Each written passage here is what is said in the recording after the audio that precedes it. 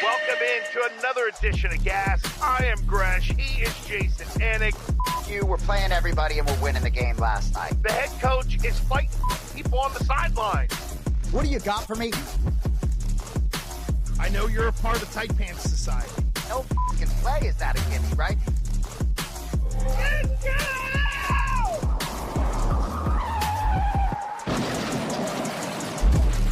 Welcome into the very first playoff edition of Gas. I know that we have had Celtics playoffs and we've had other playoffs, but there's nothing like the pro football playoffs where the New England Patriots will be taking on the LA Chargers on Sunday Night Football, where it'll be nice and cold in Gillette Stadium. We got picks for you. We got breakdown for you. Jason Anik, good morning. You have a giant grin on your face. Well, you know, you just said Chargers, right? And we get a lot of different accents from Andrew Gresh III. We don't often get the Boston accent out of you, right? We get Bob Kraft. We get all sorts of different dialects out of you. We've even got Khabib Nurmagomedov this year, but we haven't gotten the Boston one. I like the Chargers. Chargers coming to Foxborough. I'm so fired up, Gresh. Excited to talk to you. Lot to get into with the NFL. And you know, this show is really heavy NFL, but what I always love and hate about the NFL is that all of a sudden you blink and it's over, right? So yeah, playoffs are excited, right? Going to be over for a lot of teams this weekend, hopefully not for the Patriots. Yeah, I think the Patriots will be okay. We're going to peel apart all of these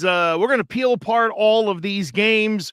We'll give you picks on each game as well. Apologize for the Thursday broadcast today. I mean, my internet was jacked up for 2 days.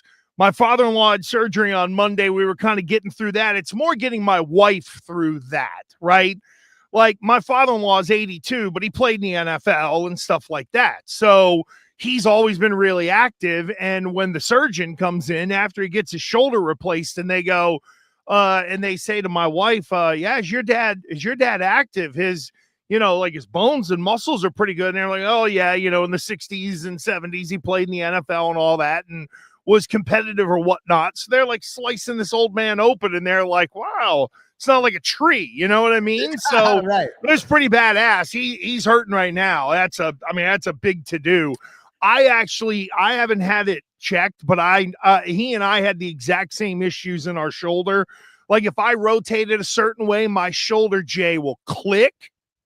When I can feel it click, like that's probably pretty bad. But I don't know if I want to, I'm only 51, but I don't know if I want to go through that. It's pretty harrowing. Like it's not a massive scar, but to hear that it's like, oh yeah, they're going to put this ball in there and you got to hold your arm still for 8 weeks. It's pretty rough. Wow. And some people, and Jay, for many different things, some people can't go left, like they can only go right. So if you get your right shoulder operated on, you're heavy right-handed, you better have a bidet.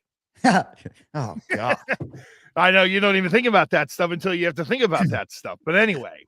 Well, I hope your shoulder's okay. And one thing I just want to do real quick, if you would just allow me to, because I know it's going to be all football, but I got to talk about the Boston Celtics real quick. And our producer in the back, Cody Merrow, who's from New Hampshire, I've known Cody for 3 or 4 years, and he's a Red Sox fan, he's a Patriots fan, he's a Bruins fan, and he's a LeBron James fan. He's not a Celtics fan. So at the helm, I didn't know if you didn't know that, Gresh. So at the helm of this program, I know Cody. Every time I say Celtics, I'm like, oh, well, Cody might not like it. But I just got to shout out my guy, Joe Mazzulla, right? I know they lost to the Nuggets last night, but this Celtics team, right? I mean, they're flirting with the number 2 seed. They're third in the East, third best point differential in the whole league. I just can't say enough. I think Tatum's going to come back. It's so easy to root for this organization, and I'm so privileged to do so. Well, I'll tell you this. I think Jaylen Brown's got a low-key MVP case right now. He's 50 to 1 or whatever. He's been fantastic this year, and I think because they've been in third place, meaning the Celtics, and they've been hanging around the Knicks for the division, I mean, almost halfway through the year. Jay, you and I talked about how Brad Stevens didn't just punt on the season. It didn't become, well, we got to liquidate assets and we don't have Tatum, so screw it, let's not try, which, some teams in the NBA have done. They've just said to their fans, hey, listen, our star's hurt for a year. We're just going to eat shit and then we'll reload. Brad Stevens wasn't thinking that way. He still has Simons as a trade chip. And the closer we get to the return of Jay Tatum, I wonder what Brad Stevens could be cooking up. I know he's got this center. I don't know if you've seen this kid up in Maine. Yes. Yeah, the 6'11 center. I mean, he's a brick shithouse, number one.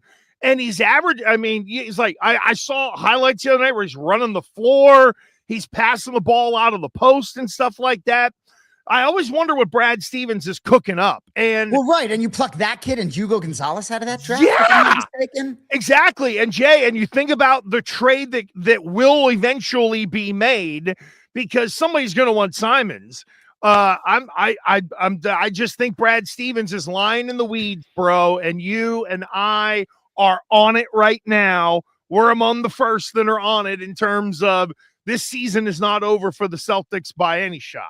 Well, you know, and when they retain, I mean, there was actually talk of Jaylen Brown being traded in the offseason, probably not in the organization, but even rumblings outside of it. You know what I mean? Where people are like, oh, well, or can they get another one? And I believe the organization was always steadfast about building around these two guys continually. And look at Jaylen Brown now. And I think we all felt like if they traded Derek White, that truly meant a reset. And if they didn't, that was that sort of piece. And all the pieces they moved, I think we felt were expendable.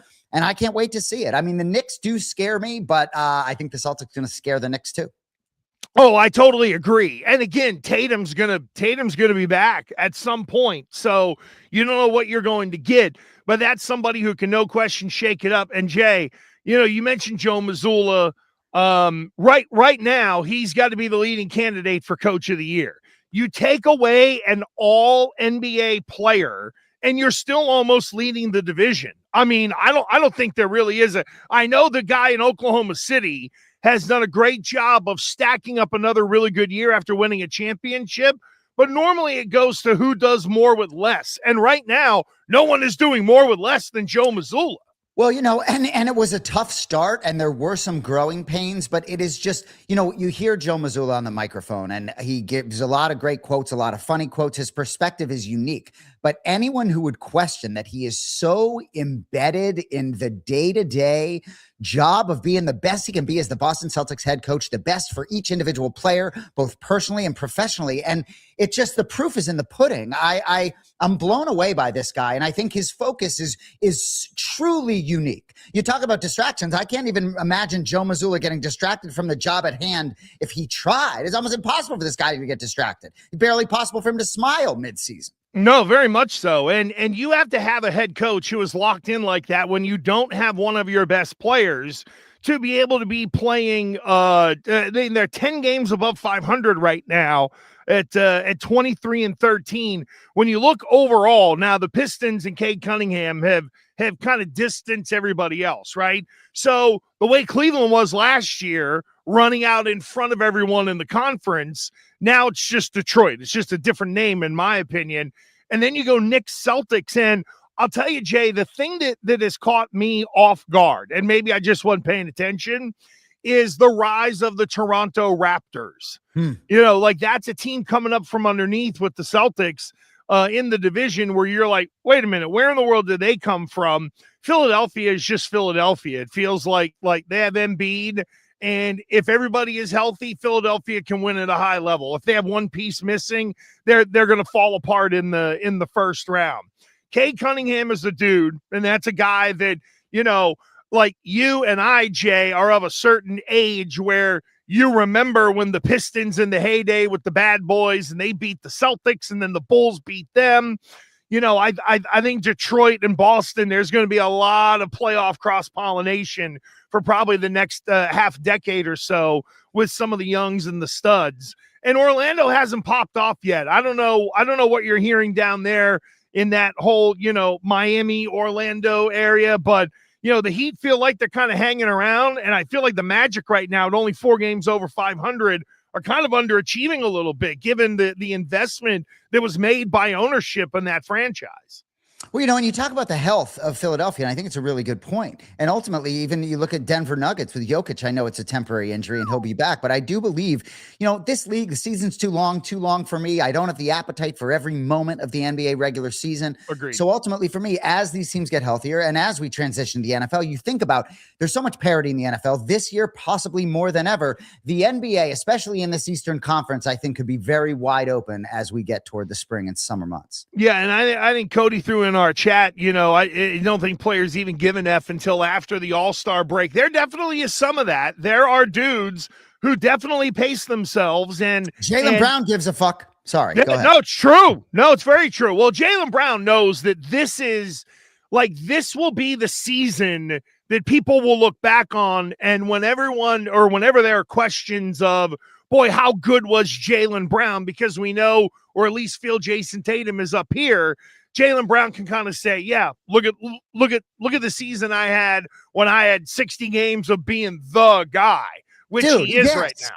And dude, he talks about being a two-way player. Couldn't be more truth to that. You think he's a max player? I do. And his free throw shooting, which always irked me a little bit, he's improved that. His handles, gosh, you look back at his handle early in his career, it's a whole different dude with the basketball in his hand. I'll tell you what it is, Jay, at least for me anyway. Jaylen Brown is not perfect, right? And I think we understand that, but he works at it. Like, it might be slow improvement and people laugh at the whole dribbling in the pool and all that kind of stuff.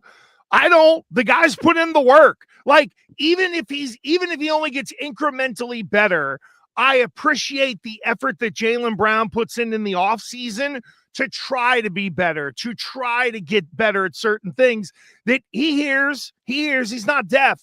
And no, I got a lot of respect for Jaylen Brown, the basketball player. And you're right. Do I want him at the free throw line, with the game on the line necessarily? No, but I'll tell you what. But if it's an open set late in the game and that guy can get to the rim, I want that explosiveness going to the hole, even though he might get hacked and sent. That's the good of Jaylen Brown, because if somebody doesn't get in his way, he's so goddamn athletic, he'll just ram that thing home. So sometimes he does play to contact because he is pretty good off the dribble drive.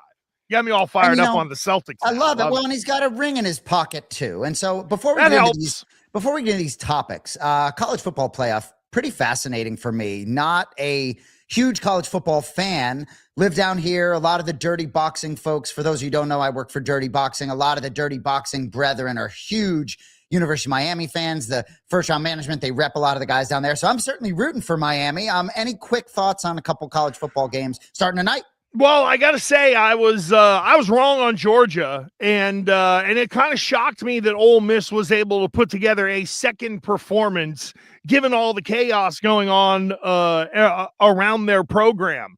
I'm still one of those who looks at Miami and feels like that's your 12 or 13 seed Cinderella in the men's basketball tournament. Like, I probably should believe more in them. But I kind of think they're going to go to the national championship game, because now I really, truly do think they're catching Ole Miss in a very chaotic spot. Only the OC could come back. So, you're down position coaches. You just got a lot of routine things that are now different at Ole Miss. And I wonder if it catches up to them. Indiana and Oregon's going to be, that's the real national title game, in my opinion, Indiana and Oregon. And the more that I think about Coach Cignetti, when he's at the press conference, pretty simple. I win. Google me. That is one of the most badass lines a coach has ever rolled out. And he's now followed it up, and they hit him with the whole, this is the most winning team in Indiana history. He's like, not bad. And then walks away. I just love the guy. I love Dan Lanning too. He's a different kind of dude. Cignetti is more of the silent killer, whereas Dan Lanning is the kind of guy who will put you in a headlock and give you a bulldog, and the next thing you know, you got a concussion. But they can both coach. They're both loaded with talent. I just think Indiana wins that. That Cignetti discipline drips all over that football team right now. So the Raiders have the number 1 overall pick in the NFL. Yes, they do. Is that accurate? So correct. Are you thinking they take a quarterback from this game? Oh, 100%. I think they're taking Fernando Mendoza. I think it's already over with. Just real quick, I'll tell you why. Mendoza isn't about being the fastest. He doesn't have the biggest arm. He doesn't have the most athleticism, but he wins with his brain. Jay, who does that sound like? The opposite of Jamarcus Russell. Go ahead. But to your point, you know what that kind of sounds like? The way we would have profiled the partial owner of the now Las Vegas Raiders, Tom Brady, right? He wasn't the strongest. He wasn't the fastest. He didn't have the biggest arm. But boy, oh boy, that we know that guy could go because he's up here. And to me, that's Fernando Mendoza. Brady and Mendoza, I think, are really going to connect when they get through this pre-draft process because they're both, they're both film humps, so just to be honest about it. So, and you could see Mendoza's the big favorite. Now, maybe Dante Moore has an unbelievable performance.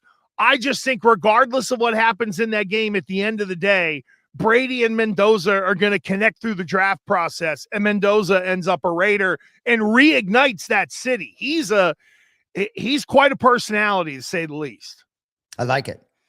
All right, let's get into topics here. Gresh, I'm so excited to talk to you about playoff football, and I'm most excited to find out really sort of who you like to come through this tournament that is the NFL postseason, and really the Patriots, to get your feel on the Patriots. You've seen on this show before when you pick the Patriots as double-digit favorites in certain spots, how excited I get, or even if you pick the Patriots against the spread. And gosh, Gresh, if I had $1 for everybody that wants to fucking talk to me about this soft Patriots schedule and nothing else, right? It's like, oh, don't even get me started. But anyway, took care of the Dolphins, right?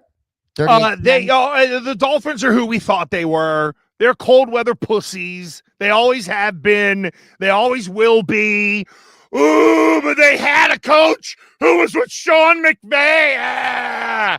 Everybody goes, he got fired today. Good, because when you go 0-8 in the cold and you're in the AFC East, you're doing it wrong.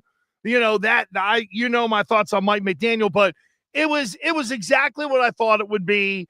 The Dolphins had nothing. Rhamondre was great. Your boy Bill Campbell was back. Did you see him knocking a couple of people on their ass? That guy was fired up in the final regular season game. Did you hear his words about Mike Vrabel? Yes, I did. For those that didn't catch it, Will Campbell just, in a very genuine state of mind, said he's having more fun playing football than he ever has before. And that he wouldn't want to play for any other coach. And it's not hyperbole. He's not, he's a rookie saying this because I think Mike Vrabel has had a profound impact on these guys. And to hear Will Campbell say fun, right? When the Patriots took a lot of criticism over the year for maybe putting in the work, but not mixing in the fun. Maybe that's the perfect thing that we've been talking about with how Vrabel has all the things Belichick didn't. And maybe the best way to sum it up is fun. Well, I'll tell you this too. I think winning is fun, and that makes it a lot easier. I know that our preseason prediction was 10-7, but when you go 14-3 and you're flirting around with a number 1 seed, how can it be? I mean, but I think Vrabel, to your point, is a big part of it. Did you see Vrabel telling Steph? I can't remember if it was in our string or not. Telling Steph Diggs to shut the F up on the sidelines. Yep. Diggs comes over and he tells you, block it. He's like, you need to shut the fuck up. Yeah. And Diggs smiled and put his arm around Vrabel. Jay, Vrabel was respected by his teammates because he would say anything, he would do anything. Like, he was one of those kind of guys. Like, he would give Belichick all kinds of hell and stuff like that.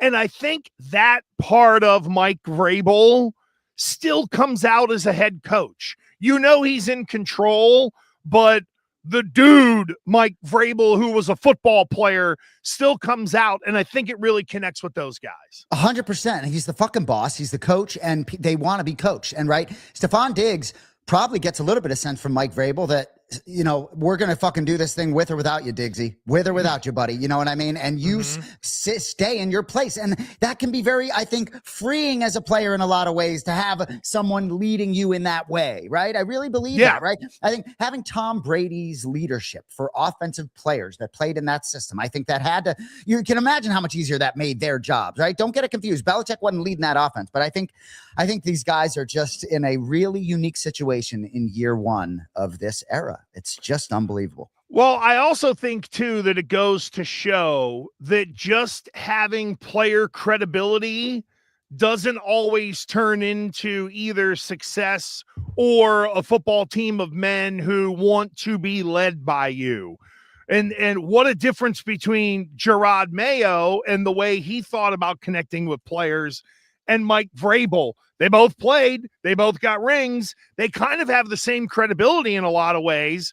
The difference is Vrabel's kind of figured out how to work that into being a head coach and not having it just define him the road kind of Mayo was going down, where what defined him as a coach, it was, kind of not really having a handle on the players, whereas Vrabel does. Well, yeah, and Vrabel, you're going to like Vrabel because you're going to like his genuine, authentic self, right? Someone walks in late to a meeting, Gerard Mayo, you know what I mean? How he going to handle it? Vrabel going to tell you, get the fuck out of here, no matter who you are. There you go. You're right. You're right, brother. And look, that's been, and I know that you and I have gone back and forth on Drake May and stuff like that. Liam Cohen's done a great job in Jacksonville, but I think because it was only just a couple of years ago that Belichick had led the team to the playoffs with Mac Jones, we hadn't completely forgotten about what a high standard looked like, whereas Jacksonville never really had one. You know what I mean? And I think the fact that Vrabel has come in here and has reset the standard way close to where it was when they were winning versus kind of what was going on at the end of Bill and then the 1 year of Mayo, that to me should give him the coach of the year. I don't think there has been anybody in the NFL, coach or player, who has had as big an impact on their football team as Mike Vrabel has. He's made all of us believe again. He's gotten the players to believe again. But maybe more importantly, Jay, he got the organization to believe again, because I think that for some it was, oh, man, this is slipping away and we're going back to 1989 again. There have been a lot of coaches that have done great jobs this season. Mike Vrabel has just been absolutely masterful. And it's also been an enormous undertaking for Mike Vrabel as well in his first season. Let's not forget, that this guy, was with Cleveland last year as a consultant, and just the way things have flipped, it really is profound. And as we get into games and talk about them, I look forward to talking about the Patriots game, but I believe this team to be a true contender right now in this tournament. And, to say that in year one, right? And look, I hate the whole idea, if they could just win one playoff game, it'd be a great year. I don't want to hear it. Do you know what I mean? And nobody in that locker room wants to hear it. I really look forward to talking about these games. No, and here's just real quickly on the, like the feel is back around here, like the buzz is back. I don't want to say people are ignoring the Celtics or the Bruins, but it's not even close. I mean, when the Patriots are right, they still own and dominate the region. And I think playoff, people will still remember how to act accordingly in the playoffs and cheer and boo at the right time and all that kind of stuff. But they're probably going to go to the AFC Championship game. And if you're one of the Final Four, you're a contender, whether people believe in you or not. If you're, and I know we can probably say in the AFC, there's a couple of teams that you would look at, like Denver is in a New England spot where you would expect them to be in an AFC title game. If you're Buffalo, you're hoping you're getting there. I don't think Pittsburgh or Jacksonville or LA are really expecting to be in a conference championship game. So I'm with you. Even as we kind of narrow it down, the fact that Buffalo is the 6 is great for New England, because if they win, they're still the lowest seed and they're going to go to Denver. So, let Denver deal with them. Unless the Chargers beat New England, but yes. Well, yeah, okay. You're right. I don't want to get too far ahead of myself. And you mentioned Cleveland and Vrabel being there last year. Boy, oh boy, now that they got rid of Stefanski, I wonder if they're sitting there saying, God damn, why'd we let him out of the henhouse? Yeah, well, and when you see all these coaches getting fired, and even a guy like Mike McDaniel getting fired down here in Miami, and you think about these replacements that are on the market, right? Even when you look at Brian Schottenheimer in Dallas, right? Oh, okay, pretty good year on offense. Let me know after next year when he gets fired. Like, it's like, who do you want long-term? We know Vrabel probably going to be in New England for quite some time here, right? So a lot of these guys that are being moved on from, I'm very curious who their replacements are going to be, because I don't see some incredible candidates out there. You and I had a text exchange. I put out a tweet about John Harbaugh at 63 years old. For me, he just doesn't have as much juice, frankly, in my opinion. I don't think he can walk in and command a locker room quite like Mike Vrabel. So it's just fascinating for me. But what I will say is, you bring up Kevin Stefanski, of all the guys that were fired, right? And the list is Harbaugh, Gannon in Arizona, Pete Carroll, Raheem Morris with the Falcons, Dable, which was earlier with the Giants, Callahan with the Titans, and then McDaniel here. For me, Stefanski would be the one guy fired that I'd be looking closest at if I were one of these other teams. Well, I would say Stefanski and Harbaugh are probably going to end up they're both going to get hired pretty quick. And my antenna is up in Miami only because, like, Harbaugh got let go. It's interesting. The agent said 7 teams called, but there was only 6 openings. And then now Miami's open. So just my antenna is up on that a little bit. Could there be you just take somebody, one of the next in line guy when it comes to the Ravens, who've normally done a pretty good job in drafting, and the next thing you know, Miami kind of goes with a Raven-like reboot down there. I don't know. My antenna's up on that. But, Jay, some of the people who didn't get fired, oh, what a boom for New England. Aaron Glenn is still the Jets coach. Zach Taylor is still the Cincy coach. Everybody talks about Zach Taylor being great on offense. He can't scheme up a goddamn O-line, gets his QB killed every year, and he's supposed to be I'm sorry, you can have the greatest quarterback ever, but if you can't protect him, then you're not worth your salt. I thought McDaniel was going to be the dopey keep over, so Miami, took themselves off the list of thank you, New England. But even just, the Jets and Cincinnati kind of keeping everything together, maybe Aaron Rodgers is going to come back another year in Pittsburgh. That would be a good thing for New England, I think. So it was pretty interesting. Some of the moves, Jay, that weren't made that you probably could have justified making in this moment, but I think it still gives New England a massive advantage because these people are still in place. Well, and you think the Jets, if you look at the AFC East, you certainly think the Jets are probably next year. It's got to be another tank and sort of a rebuild for that team, regardless of who's coaching it. But that Miami job, who would want to enter this division with Josh Allen and Drake May? I would not have that. Miami job right now wouldn't be too appealing to me. If I were one of these guys out here, though, that Giants job is interesting. I don't know how in love with Jackson Dart I am. I like him quite a bit. I think I really do believe in him, but I really like a lot of those pieces. The Big Apple would be really appealing to me if I were one of these dudes. If Stefanski doesn't go to Vegas, I think he ends up with the Giants, because the Giants will look at Stefanski and say, all right, look at the quarterback. The guy's a 2-time coach of the year. For as much as I make fun of Cleveland, look at the quarterbacks this guy's dealt with. Look at the mess that he handled. He knows it's going to be Jackson Dart for the next couple of years. And Jay, I'm with you. I don't think I love Jackson Dart, but the Giants, unless they just go Dante Moore and go for a quarterback at the top of the draft again, which would feels like the Giants are the one team that maybe is going to trade down and get some extra assets and try to work around Dart versus maybe trying to find someone to replace him and resetting the whole thing. But yeah, Stefanski probably got, I would say Harbaugh and Stefanski are in a race to see who gets hired first. It's really interesting. A lot of these coaches, and Mike Vrabel is no exception. Mike Vrabel, that New England job, the number one reason he took it was Drake May. There are a lot of other reasons. Number one reason was Drake May. So it'd be interesting to see what these guys feel about Mendoza, if he is that number one, in terms of that Raiders job, how much they actually like Mendoza.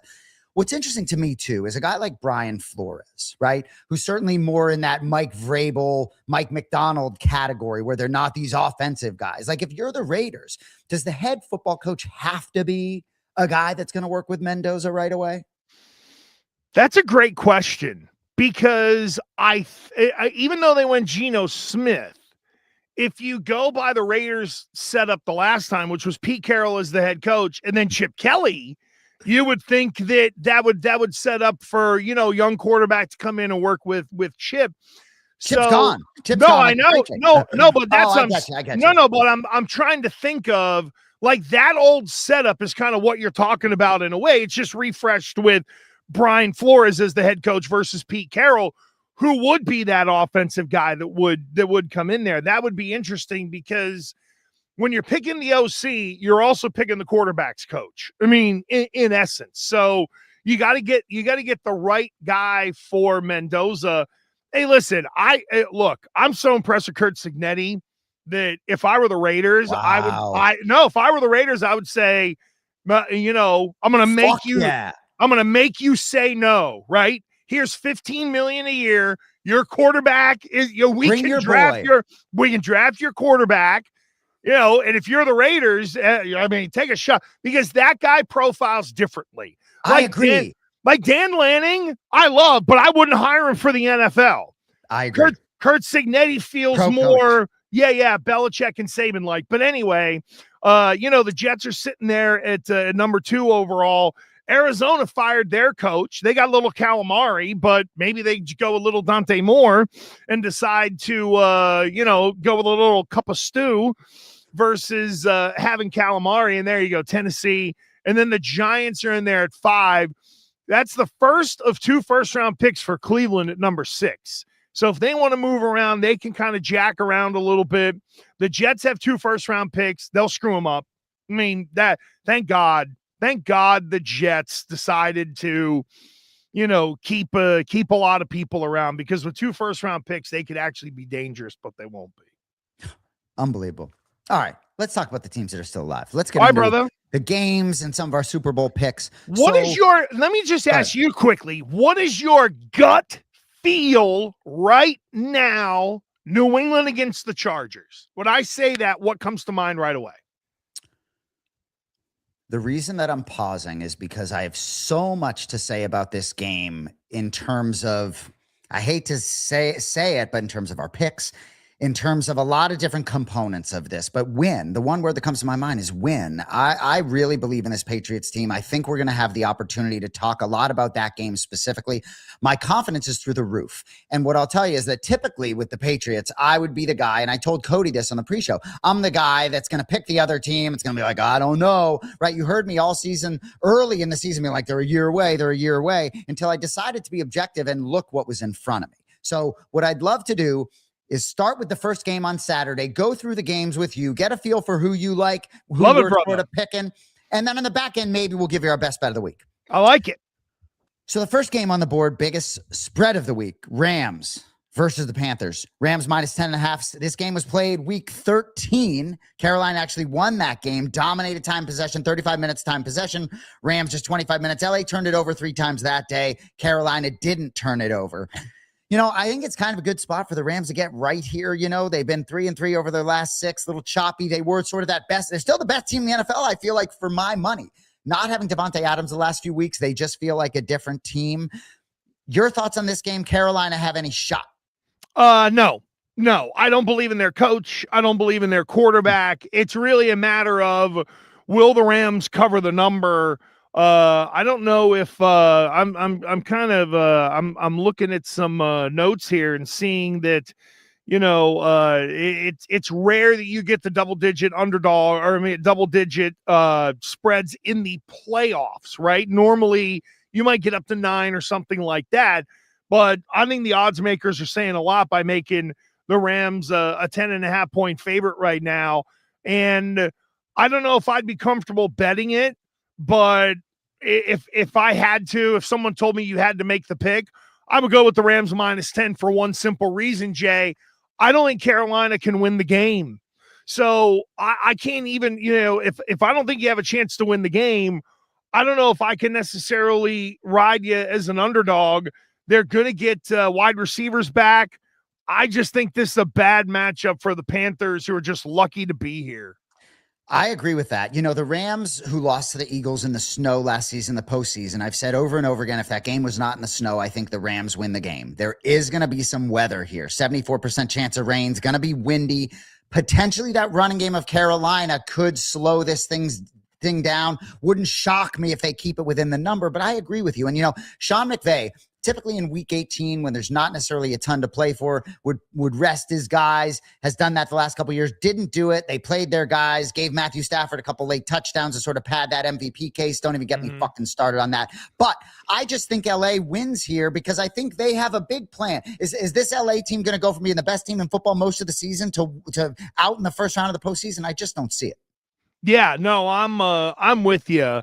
For the Rams, this is their first double-digit favorite in a playoff game since a matchup against the 49ers in 2023. And at least in terms of teams in this spot, hang on here. Teams have won 6 straight playoff games as double-digit favorites and are 12-1 over the last 15 postseasons. So, yeah, I mean, they tell you a team's going to blow doors. I think they are going to blow doors. I just don't think Jay, unless the Rams are just epically bad, like 4 interceptions, something, unless some crazy happens, I don't know how Carolina hangs. I'm with you, and ultimately for me, the Carolina Panthers, right? This division, right? 8-9, you lose your last game, you back in, get out of here. I like the Rams. Hard for me not to want to tie them to some parlays, but the NFL will humble us all, you can be sure, and in no more place than in the sports book. That Saturday night game, man, this Packers-Bears game, fascinating for me. I've said over and over again that week 14 matchup where the Packers won, but in the second half, the Bears scored touchdowns on every possession. They were just moving it like crazy. And then Caleb Williams throws that pick 6 at the end of the game. Then there was a game where the Bears win in overtime in Chicago, week 16. So much familiarity. The Packers, punted, you can be sure. They knew they were going to get them in this spot. They haven't won a game since Micah Parsons got injured. The Bears play everyone last week, try to sort of retain that 2 seed, still retain it despite losing to the Lions. This game is a very difficult game for me to handicap despite having a little bit of a lean. Your thoughts in what is going to be a very windy Chicago potential? Give me the Bears and all the points that I can get in this one. I think there's a bit of a long time trend that connects to Green Bay that I think will hold true. So the Packers are the 4th team in NFL history to make the playoffs despite losing their final 4 games of the regular season. The 86 Jets, and then they lost in the divisional round. The 24 Steelers, they lost in the wild card round. The 99 Lions, they lost their way in, lost in the wild card round. I think same thing's going to happen to Green Bay. They're beat up. They're dinged up. They don't have a difference maker on defense now. The Parsons is done. I think if Parsons were right and maybe the fortunes were a little different, I would talk myself into Green Bay. I just think they're on a slide they're not going to be able to pull out of. And while the Bears may win maybe by this much, if I'm getting points, I'm feeling pretty good about that. So I'm going on the Bears, Jay. I agree. I like the Bears money line, and I'm not going to pay too much attention to them being the 2 seed. Obviously, they sort of crawled to the finish line, but I agree with you about the Packers. And the wind is a big factor for me.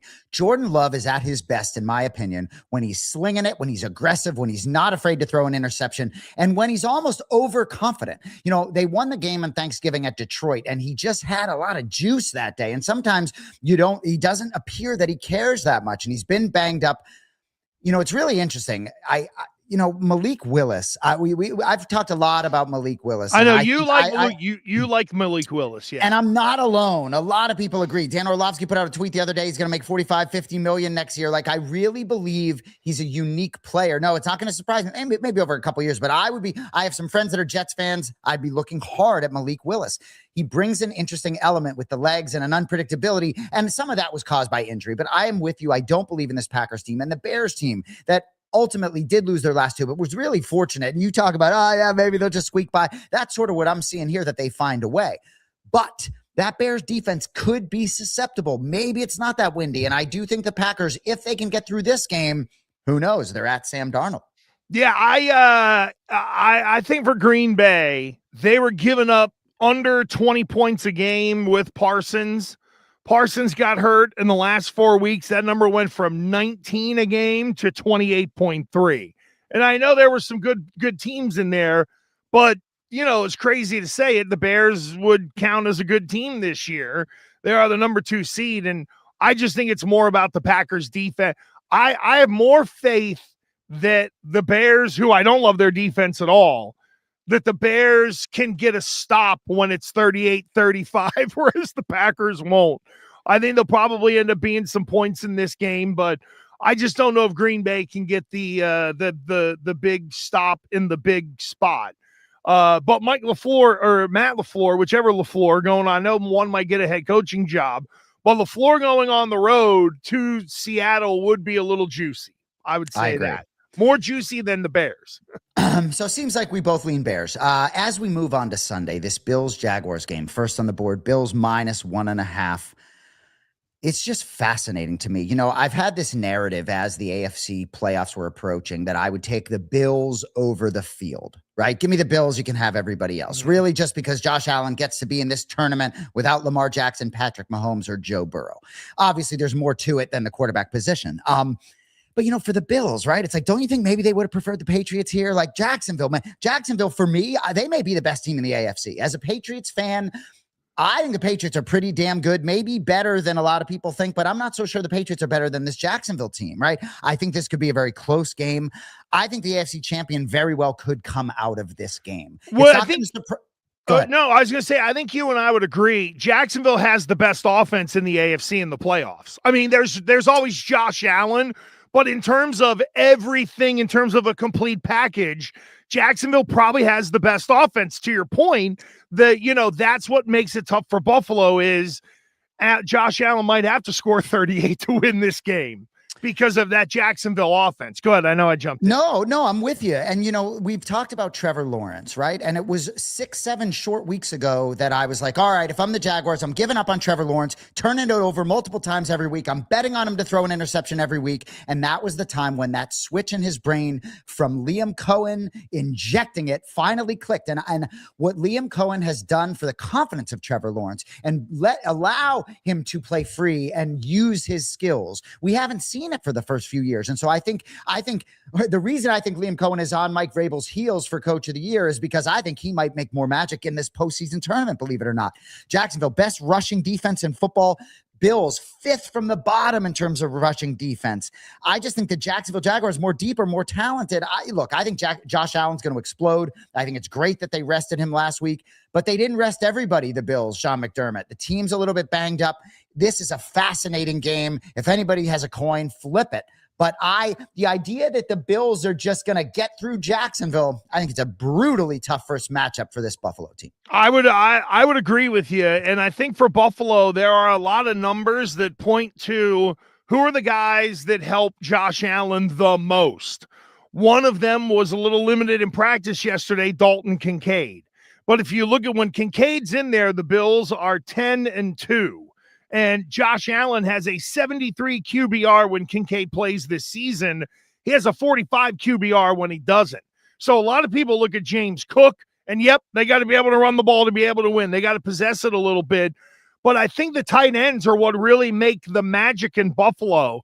And if Jacksonville can find a way to gobble those tight ends up in the red area, it will be tough, like you said, Jay, for Josh Allen, not only to score, but I think this might turn into a game where the Bills are going to have to keep up, right? Like we know the Bills defense are going to give it up to Jacksonville at least a little bit, but does Buffalo go blow for blow with them? Or does it turn into what happened in New England? They get down 31-10, and then Allen's got to go, hey, I'm Superman, and go do what he normally does. Yeah, that Buffalo defense, right? It's like Jordan Phillips, right? Suited up against the Jets and injured again and now placed on IR. It's like Sean McDermott, with respect. What are we doing here with very little to gain?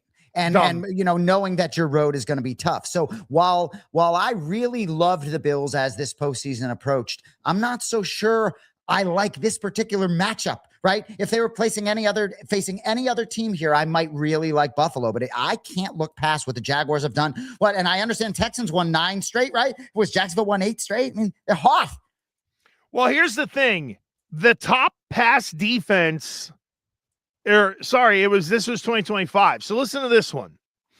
Third matchup in the Super Bowl era to feature the NFL's top pass defense and the top run defense. Jaguars are the best against the run. Somehow the Bills are the best in the league against the pass. I don't understand that at all. And when it's happened previously before, it's been split. Now the game is very different. Here's my problem with the Jaguars have a great run defense, but they're dealing with Josh Allen. Like, Jay, that keeps coming back to me, right? Like, can the Jags slow down Cook? I think they can. But can they slow down Cook and Allen? This is one where I wonder, like, I haven't looked at the Josh Allen rush props. I don't know where they're at necessarily, but this feels like a 50-plus yard rush game for Josh Allen, even if they lose. I love it. All right, let's move on. 49ers, Eagles. Minus 4.5. It is just fascinating what a difference a week makes for the San Francisco 49ers. Instead of potentially, if you beat Seattle, you're the number 1 seed and the Super Bowl is in your hometown. Now I think you're one and done. I think Seattle laid out a beautiful blueprint for Philadelphia. You know, San Francisco's averaging over 42 points per game in the 3 weeks prior to last week. Seattle holds them to 3. It was just masterful. Philly's has spots on offense where they sort of disappear. So maybe if San Francisco can get it going, they certainly can put up some points. But I love Philly in this spot. San Francisco's super banged up. And I think even if San Francisco commits to the run and is able to sort of neutralize Barkley, I think Hurts is a different player in the postseason. I like Philly a lot here, man. I hate to say you're right, but if I were leaning right now, if I had to pick now, I'm going Philadelphia minus the points. And I think we've talked about this with the Niners. The injuries are the mitigating factor here. Trent Williams goes down, you lose your left tackle. That's and especially a player like that. I think my hesitation here, Jay, is, and we talked about this during the year, Philly will create their own drama. Do they pull themselves out of it? Is this a Philadelphia team that is right enough for them to be able to make it back to the Super Bowl? Because I don't think this has ever been. It's never Camp Tranquilo down there, right? They're not all hugging each other all the time. They're probably representative of Philadelphia. At times it's a little nasty. The coach is yelling at fans or pushing a defensive line coach like he did last year. They're an interesting bunch. But goddamn, if they're right, it's hard not to think that they can't make a run. And that's what I keep coming back to. I really like San Francisco. I wish it were 2.5 instead of 4.5. You know what I mean? Give me under the field goal. I'd feel a little better. But yeah, I think Philly ends up winning this one. San Fran's just beat to hell. I just wish I had a better handle on which Philadelphia. Like, is the Philadelphia going to show up that has Saquon Barkley on his average of about 127 scrimmage yards per game? Or are they going to be the team that's dicking around, that can't run the ball, who's bickering on the sideline?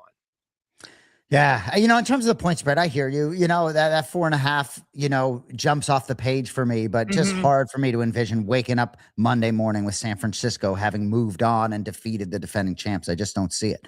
What I'm going to do right now, I want to skip the Chargers Patriots. Let's quickly touch on that Monday night game, January 12th, and then finish up with the boys from Boston. So Monday night, Texans -3, -3.5, seeing it different places at the Steelers. Steelers, that game Sunday night to finish the year against Baltimore was absolutely insane.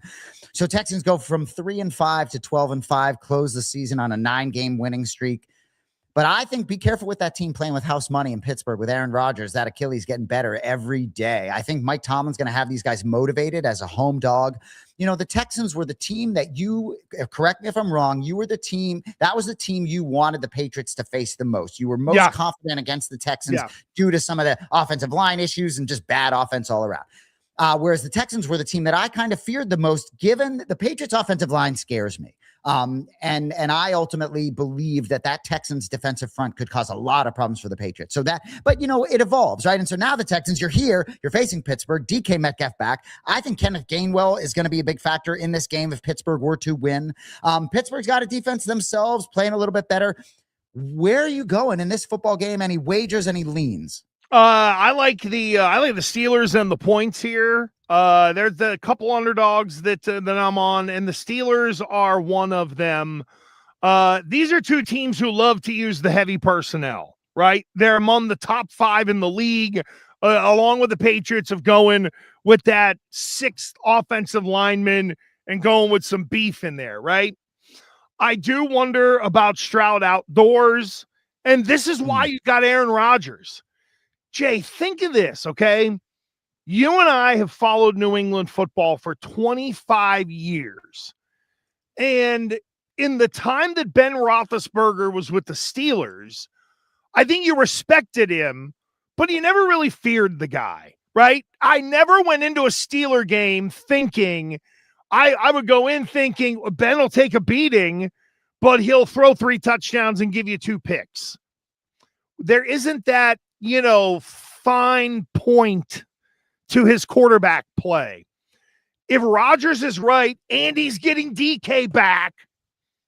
There's a guy on the other side for the Houston Texans who can make all the throws. You protect him, he can sling it. He's not going to run around the way he used to, but it's like Brady. Keep him in the pocket, protect him. He'll make a read, he'll sling it. I'm with you. Tomlin will have him ready. There's a lot of unrest in Pittsburgh. The Yinzers are all pissed off, or as the guy in Sewickley from the McAfee show would say, some people are bummed out. They're bummed out that they can't get rid of Mike Tomlin, and they won the division again. But I think this is the one where Tomlin, like he did the Derek Lewis Black Beast going on. Yeah, did you see that? Yes. Yeah, this time he's just going to go, fuck you, after winning that game, and he should. Seems we are very much aligned. If forced to sort of pick these games, both seem to be leaning Steelers. All right, let's go back to Sunday Night Football. Chargers versus the Patriots. My mother wishes it wasn't a night game. Sorry, Mom. But Gresh, the reason that I paused when you asked me about the Patriots earlier, and you just mentioned we've both been following this team for 25 years, more like 40 for both of us, for real. Okay. Like, you know what I mean? Right. So, yep. And my confidence in this team is so high right now. I'm really trying to curb my enthusiasm, right? Last week, they get Will Campbell, Milton Williams back, right? Number 97 is a fucking superstar. He was the prized offseason free agent last season. He pops off the television in a dramatic way, even if his statistics don't. He makes a profound difference on this team. The red zone defense concerns me greatly for the Patriots. Maybe not so much in this particular matchup with the Chargers, but really overall, 30th in the league, 67.5%, not good. The Chargers can defend the pass, right? They beat the Eagles a few weeks back, picked off Jalen Hurts 4 times. They have some moments. I just can't see LA coming in on a cold night, right, and getting this done in Foxborough. When I saw the line, I was surprised, Gresh. I thought the Patriots I had 5.5. I couldn't be more confident in the Patriots to win this football game, Gresh. I am surprised I'm saying it. I'm not a super superstitious guy, right? I don't believe my words putting into the atmosphere are going to have any impact on this football game, but I am going to be shocked if the Patriots don't win this football game. I'm going to be shocked if they don't make a run in this postseason. I don't think the Chargers are nearly as good as the Patriots. They're not healthy. That offensive line, even if healthy, is not healthy because they're missing a couple starters. Omari and Hampton still questionable. I don't think they have enough for this New England team, Greg. I would agree with you. I think offensively they don't have enough. And the fact that they're playing with 2 backup tackles, New England's just going to attack the hell out of that and try to get Herbert off the spot, because when you put replacement players in at tackle, your starters become better players themselves. And what happens to Herbert? You pressure him off the edge, he's going to run right into Milt Williams. Like you said, Big Milt I thought he was great against Miami. Miami didn't want none. Like, seriously, Miami didn't want none of him inside. And it was good that they let him sit. I wanted to see a little bit of him the week before, but god dang, he's all right. I know they're getting Spillane back. I don't love Spillane. I think the Chargers are going to play a lot of 3 wide because I don't know how much they really truly rely on the tight end. They're going to have to gimmick it up. Maybe they go with a 6 offensive lineman at times to help in protection.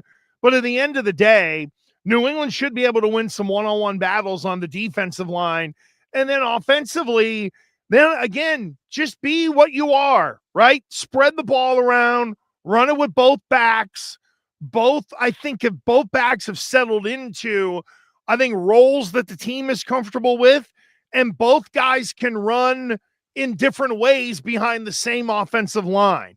A little more power and combo blocking stuff maybe for Rhamondre. We're a little more outside zone every once in a while, but you have an O-line versatile enough to be able to do it. Both backs should be able to eat. I think the tight ends are going to eat big. I like Hunter Henry props going into this game. I just think there's opportunities for, maybe 2 touchdowns for Henry when it's all said and done. And Jay, I kind of feel like you, like, I don't want to be like a puppy with 2 Peters right now, but I can't help it. There's one in and there's one hump in the air because they're just so excited for this particular game and this particular matchup. Not having those tackles are absolutely huge. And I will say it's impossible to ingest unless you're going to watch, the all 22 on all plays in all these NFL games. But we watch the Patriots very closely. And I do feel as though a lot of the national media does not. And the strength of schedule component, well, they beat all these teams 40-10 that sucked. So, you know what I mean? They weren't just battling, right? I've said ad nauseum, the Denver Broncos should be 10-7. The team that fears me, that I'm scared the least of in this whole postseason in the AFC is the Denver Broncos, the number 1 seed. Now, the Patriots, I think historically are 0-3 in Denver in the postseason on the road. I'm not trying to get ahead of myself. But Gresh, I believe this Patriots has a great chance to win the Super Bowl, win the whole thing, get into the Final Four, as you said. My big question, Jaden Daniels gets this Commanders team into the Final Four last year, and now Caleb Williams and Drake May have an opportunity, right? Both as 2 seeds in their respective conferences, and these are the top 3 quarterbacks in that draft a couple years back. And I'm interested to see how Caleb Williams and Drake May perform in the postseason. I haven't watched Caleb as closely. I think they're both potentially going to have what it takes to elevate their game in the postseason, or not have the moment be too big for them. What are your thoughts on Drake May, sort of in his first NFL postseason? Well, I think he kind of jumped over a big hurdle, which was towards the end of the regular season, teams stopped blitzing as much. It was, we're going to rush with 4 and we're going to make the kid read the defense. And there were times where there were some issues, but overall, I think Drake May and this offense has kind of jumped over that hurdle. Part of the reason I bring it up, Jay, is because Drake May and Justin Herbert are 1 and 2 respectively this season in QBR when blitzed. May had a 90 QBR, Herbert 86. Now the Patriots blitz the 11th highest rate in the NFL. The Chargers are the 4th lowest. So it's good that Drake May ended up having a couple bumps in the road along the way against, Buffalo. They stopped blitzing in that second half, and that's where I think May kind of learned that hard lesson, and McDaniels has been able to kind of coach him through it. That gives me great confidence that Drake May is going to look like the same guy he has all year. Now, I think here's the problem for people. To your point, if you're not watching, then the numbers for Drake May don't blow you away, right? Like, it's not Matt Stafford numbers. It's not 300 yards every week and stuff like that. Unless you look at the real advanced analytics, then they all look good. Go ahead. But if you're Drake May and you throw for 225 and 2 touchdowns with no interceptions and you win the game, 42-21, what do we need Drake May to be? We need Drake May to be what he was. I mean, there you go. Like, right. If I know that Drake May in the playoffs is going to give me a 75% completion percentage on 225 yards, 2 touchdowns and no interceptions, New England's probably going to go pretty far. Now, I know for some people it's, oh my God, the quarterback doesn't throw over 300 yards. How in the world are they going to win? No, Drake May doesn't have to be something that he doesn't. Just don't be Justin effing Herbert, who has these regular seasons and is 0-2 and throws 4 interceptions in the postseason. That's the thing, Jay. I think people look at it and say, oh, how much more can they give? Go, Drake, just be what you were during the regular season and everything will take care of itself and they'll win this game. I totally agree. And for all the people that sort of hate on the Patriots, which there are a lot, right? Mm-hmm. They lose week 1 to the Raiders, who have the number 1 pick in the NFL draft, right? They lose week 3 to the Steelers to go to 1-2, turn it over all day, dominated the Steelers, frankly, should have won that game. Correct. So they go to 1-2. And then their only other loss of the season is when they go up 21-0 against the Buffalo Bills and sort of blow that one. It's like, right. I believe the Patriots. Right. And look, credit to Buffalo, but I believe some fans can be, and media, a little bit results driven in terms of, Bills got the Patriots last time. Well, when they come back to Foxborough, the only chance these two teams meet again is if it's in the AFC Championship, as you alluded to before. For my money, the Patriots are the best team in the AFC, maybe Jacksonville on their heels. But they proved it with Buffalo in the divisional record and everything they accomplished. So, yes, do I think Buffalo could catch anybody in the postseason? Yes, but I believe the Patriots are the class of the AFC. So why am I going to pick against them? For one reason, because they face an easy schedule? No fucking way. No, and the schedule thing, listen, it's bunk. We can look 3 years down the road at who's going to have maybe an easy schedule because how certain divisions are projecting, and there's a little playoff predictor right there. And I mean, Denver doesn't blow anybody away. You know what's interesting, Jay? I think if Sean Payton had Drake May versus Bo Nix, Payton would run a little bit of a different offense. I think if you put Drake May on Denver, they're going to the Super Bowl. In part because the play caller will say, oh, I got a dude, and I got somebody who's not going to be irresponsible and turn it over, right? Like that could end up being, if New England ends up in Denver, that can end up being the real difference maker in it, where their quarterback might go 20 of 30 for 300 yards, but he'll throw 3 tuds and 2 picks. Whereas our guy might get to 250 with 2 tuds and no picks, and I'd take that all day long, because that's winning football at the end of the day. The turnovers become absolutely paramount. I'd rather have a quarterback throw for under 200 yards and protect the football than be reckless and have him throw for 300 and turn the ball over twice. Right. And you can be sure they're not dinking and dunking with Drake May. All right. So we both like the Patriots. So quickly, I'm going to just get to the picks. And for those of you joining us, we appreciate you joining us on Gas Morning Drive. We did 3 picks against the spread for our podium picks starting week 7. It ended last week, and very fitting, Gresh, that you went 3-0. You finished the year 24-12 picking against the spread on our show. Absolutely amazing. I was 19-15-2. I hit my gold medal pick last week, is what it is. The punishment for me for this is a power hour where I take a shot of beer every minute for an hour on the show. I couldn't do that today given the time of it, but we need to schedule a show, and I will do that at some point. So congratulations. Great job. And we both, if anyone that was tailing us did pretty well down the stretch, you can be sure.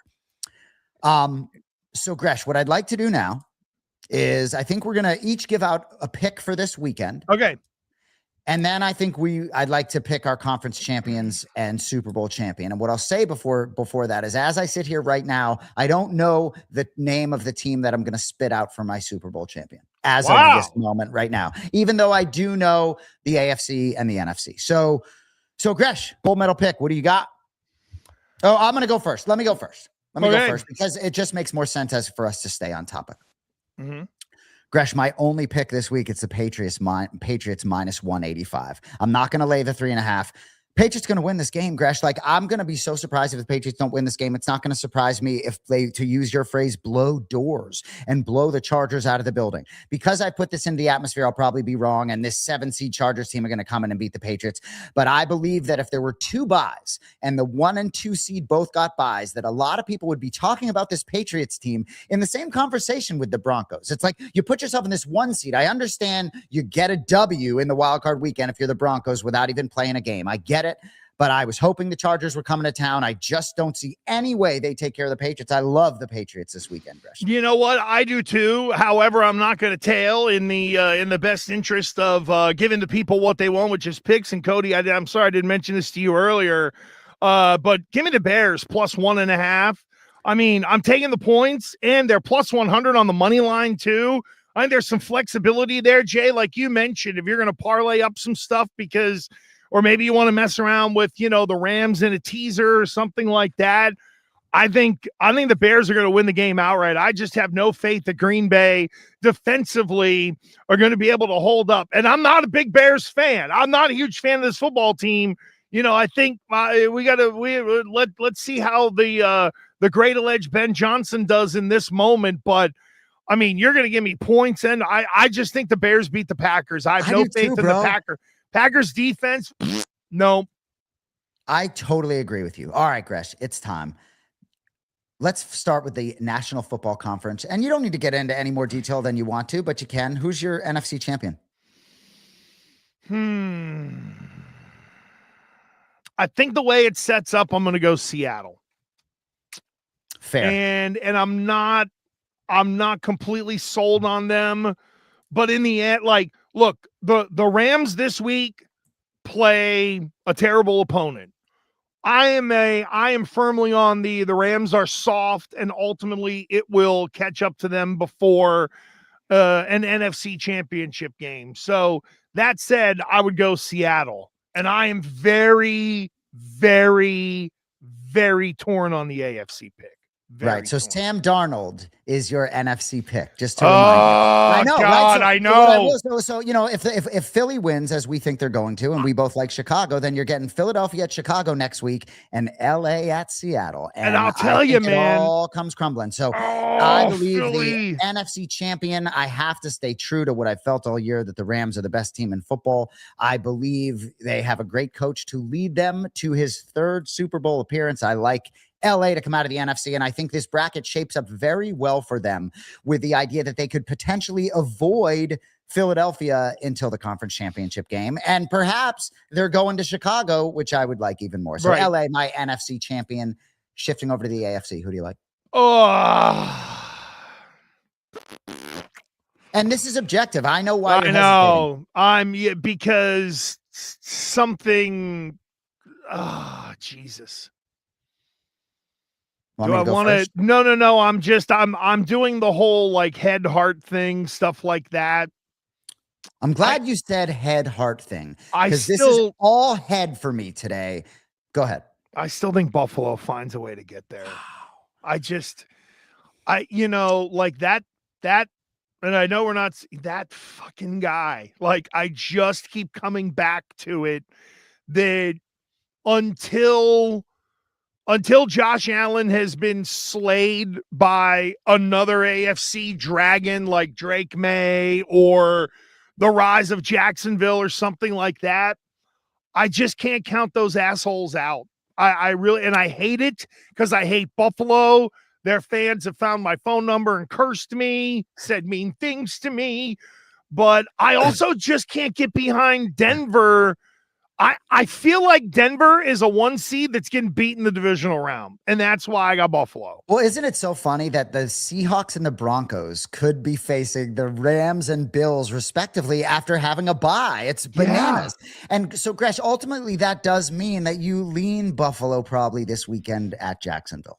Oh, yeah. I think Jacksonville, nice season, good year.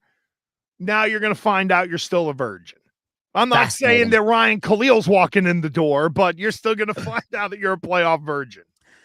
You know, I like that you said head versus heart, and I've tried to be as objective as possible. And I did a show last night, Last Man Standing or Survivor. We're doing a little playoff bracket, and I just have to be honest with myself. And I think the New England Patriots are winning the AFC championship. I think they're the class of the AFC. I do believe if Jacksonville gets through Buffalo, that they could be a real fly in the ointment. I'd much rather see Jacksonville out of this bracket if I'm the New England Patriots. But I think the Patriots win the AFC. I think they have all the pieces to do so.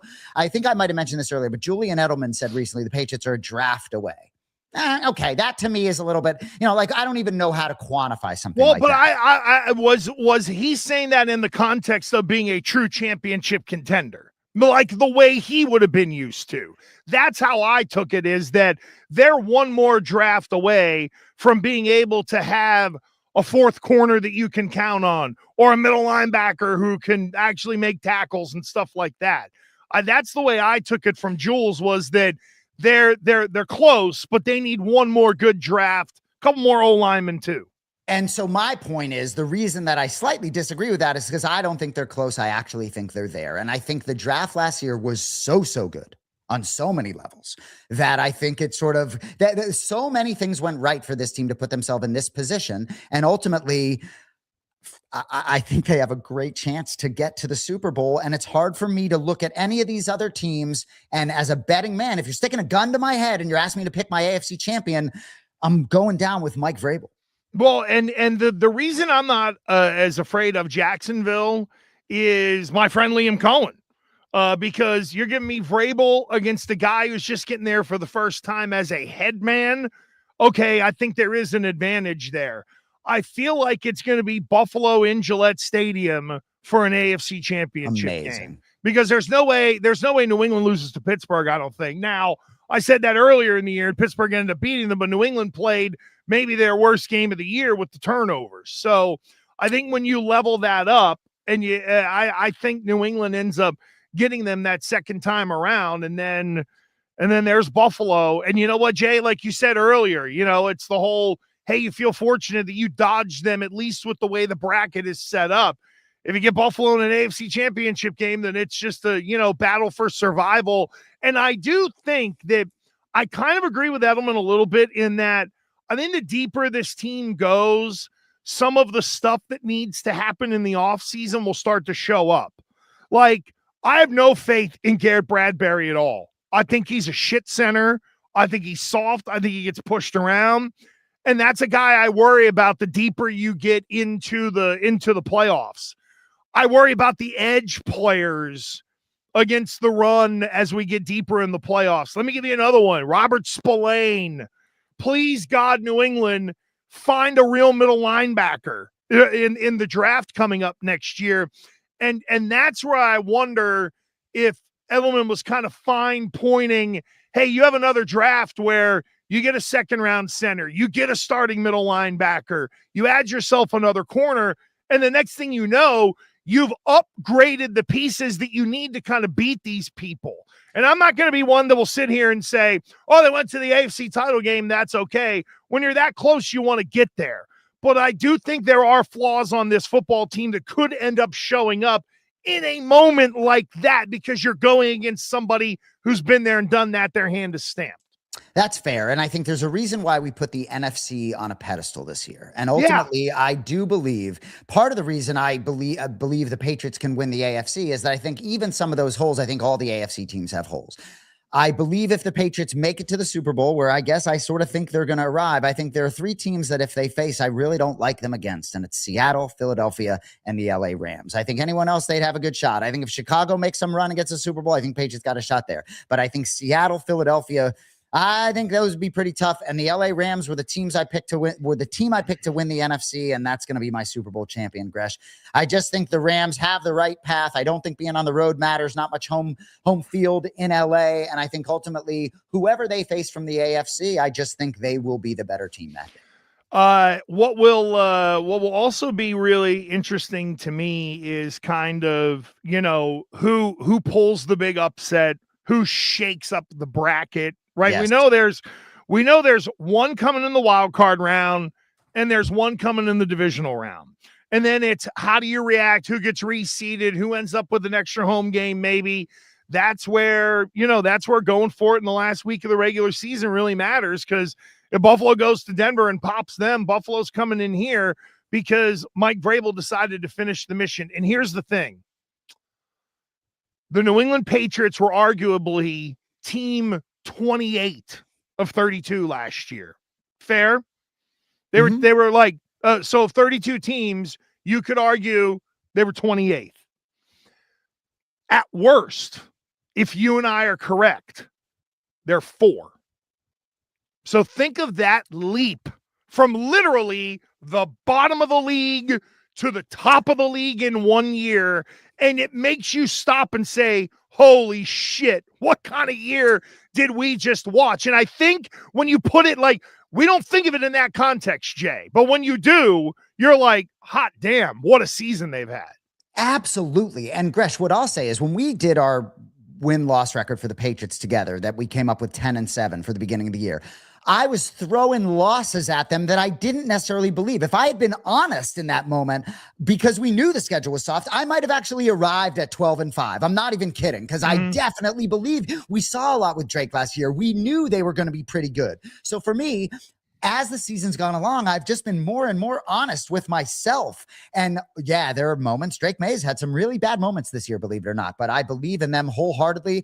I think a lot of things, even having your best O lineman, your best D lineman both get hurt, but avoid missing the postseason. I think a lot of things going right.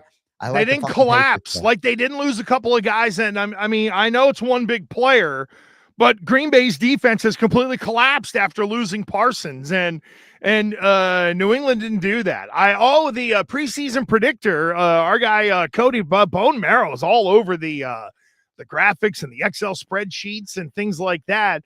Now, can I break? I probably am not breaking a tad bit of news to you, but let me say, I think you're chuckling because you know where I'm going with this. Mm-hmm. There will be an Anik in the house on Sunday at Gillette Stadium. I have made contact with John. I ended up, an extra ticket fell from the club area, fell into our lap this week, so I had a fifth. 2 went to a family friend's, and it was my wife and I go, she was like, oh, should I grab this extra ticket? I'm like, yeah. I'm like, because I'll text John. He got back to me faster than ever.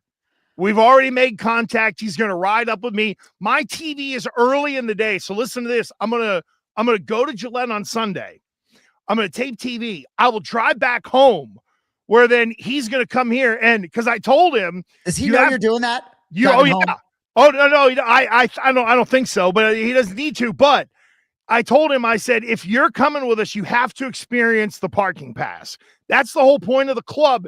You're literally pulling up to the door where you go up the escalators and then you're rocking out. So I'm geeked to accept it. It's going to be fun. I know that it'd be a plane ride for you. So, oh, dude. Well, thank you so much, for inviting him. And what I want you to know from the bottom of my heart, if you had told me John would have an opportunity to go to Foxborough to go to the Patriots game this weekend, I would have told you, no way he goes. No way he goes. Knowing my brother the way I do, right? A couple weeks out for a UFC event, right? So what I want, that if you want to know how John feels about you, the fact that he accepted, because we all know how good of a product the NFL is on TV. Right? It's not like he lives in your backyard, couple hour drive, but I love that he fucking is doing it. I love that you asked him, and I'm just thrilled because I know you through him, et cetera, et cetera. But thank you so much on behalf of him publicly. I'm fucking so excited about that. Oh, dude, it's dope. I'm geeked, and I have no tickets from my boy. So my youngest is in Ireland right now. So wow. my youngest goes back to Pitt. He's got to drive back to Pitt on Sunday.